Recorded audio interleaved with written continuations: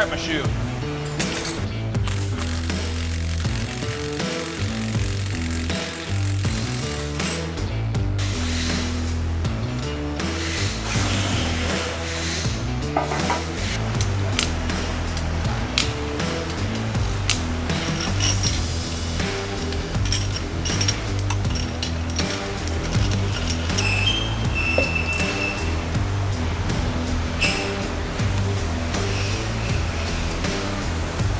Either.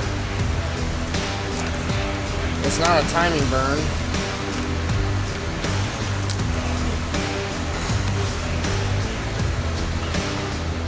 Hi friends, hey, Phil Nightingale, General Manager of Mel Hamilton Ford, Nick and Nick. Mel Hamilton Ford, hunt for horsepower, and gentlemen, there it is, the dead horse, I guess you want to call it. We took it out on the track, and you'll see in the previous videos, we did kind of let a little smoke out, is what we did.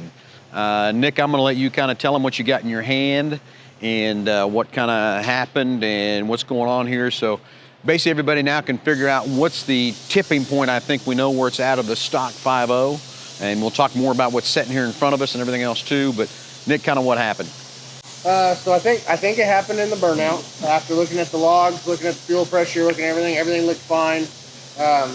You know, high boost, high RPM, handbrake stuff. And with the pieces that I have in my hand are chunks of the broken ringland. It's not uncommon for a turbo motor to see, with tight ring tolerances, to bust the top of the ringland off the piston. And that's clearly what happened here. So it's, unfortunately, you know, you got cast pistons, you got a lot of crankcase pressure, you have a lot of cylinder pressure from high boost. Something's got to give, that pressure's got to go somewhere, and if it can't go out and expel in through the crankcase, it's going to find a weak point, and it found its weak point.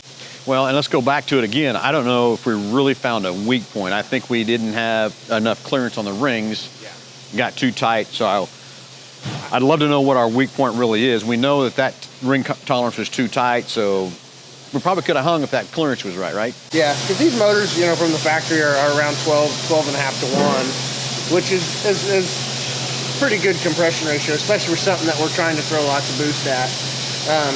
But, you know, with all the dyno time we had and all of the passes we've had on this car, everything looked great and going great. So it could have been just one of those deals that, like I said, it was just a weak point that probably shouldn't have happened yet. And we unfortunately found it. Yep, so anyway, Nick, we got another little fire plant laying here. We do. So we reached out and got us a new Coyote engine from Ford Performance. So this is a blueprinted, ready-to-run engine, kind of geared towards more of the guy that wants to put it in his hot rod and do some of these, you know, major horsepower gain modifications like supercharge and turbo and maybe even nitrous applications. So we're going to replace this engine here with this Ford Performance Coyote, and we're going to hook it all back up the same, and we're going to go at it again and see if we can't get this baby in the 8-second range. Well, I know we're going to get an 8-second. I'm not worried about that. I think the other thing is we're going to have some more reliability. We can hang with this thing and know that we're there. But Nick, what's the real total difference between these two motors? Because it's really the same block, heads, cams, that kind of thing. But so what's really different from the stock Coyote to this one here? So we're back to 12 and a half to 1, 12 and a half to 1 compression on a stock motor. They take these motors and they take them down to 9 and a half to 1. They open the ring gap up on the pistons for supercharged or turbocharged applications. They come with a Manly Power Adder I-beam rod, which is a forged rod, similar to what I run in my personal race car. Very strong, very stout. And then they back it with a forged piston that has a much larger wrist pin diameter and a much taller clearance on the ringland itself of the piston. So all around, this motor is set to run a lot more boost, be more efficient, and give you a tuning window of error if something was to go wrong. Okay, now I'm going to ask you, do you think we're going to have enough warm weather to get this thing back together to get it back on the track? I think so. I hope so. I think we will. So it didn't take us long to get it apart. We got everything here to put it back together. We'll get Justin Regner, our technician, back on it. We should have probably put him in the video, but that's okay. We're sitting here. We got all these parts scattered out. We'll get it back together, and I know we're going to get in the 8 seconds. If that thing would have hung together with what you saw on the 8th mile mark, we were there. Yeah, we were going from a 10-second car to an 8-second car is what we were doing. Yeah, for sure.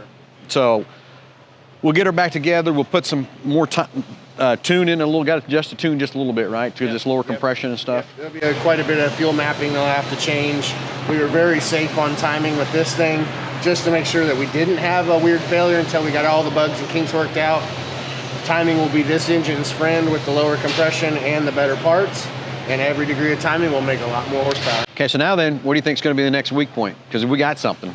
But I don't know if we need to take a chance either. What do you think's the next weak point? To be honest with you, I think the next weak point's going to be the drive shaft, but that's just my opinion. I seen a video the other day of a drive shaft blowing up underneath the Super Duty on a dyno. I don't think I want to take that chance, gentlemen. I think we need to go ahead and let's get us a drive shaft and let's get us some axles on this truck under this thing, because I don't want to tear anything else up. You know, and if we break a drive shaft, someone could get hurt, I guess, too, if it comes through the cab, but I don't know if it would or not. But I just don't want to take that chance. Let's get a better drive shaft underneath, because now we know we're going to put this horsepower down. So what do you think? On the dyno, we're putting mid 7s with that one, right? Where are we going to be here, you think? Depends on how far we want to push it. I think the same. Boost is obviously a measurement of restriction, so they're not not going to be the same. But again, with the added timing that we're going to be able to safely run on lower numbers of boost with more timing, we should easily get to that 1,000 horsepower. Okay, so I think depending on weather, we could go back to BG. Our partners at BG had a great time with them with the dyno, as you saw in the previous episode. But I think maybe we do go back to the dyno first and know what kind of horsepower gain we got before we throw it to the track. But then we got to be careful on times. I'm afraid we're running 25 degrees out there today. I'm telling you, I don't like it. Cold track temps aren't always good on the strip. Okay, any last comments before we get going, gentlemen? Nick? Let's get her put back together and get at it. Let's go racing, right? Nick, anything else? Nope. Everybody, thanks for watching the Mel Hamilton Ford Hunt for Horsepower for our 21 Mustang. Hey, also, guess what's coming up? PRI, we're going to be there too. All kind of exciting things coming up for us here at Mel Hamilton Ford Racing. Stay tuned and thanks for watching.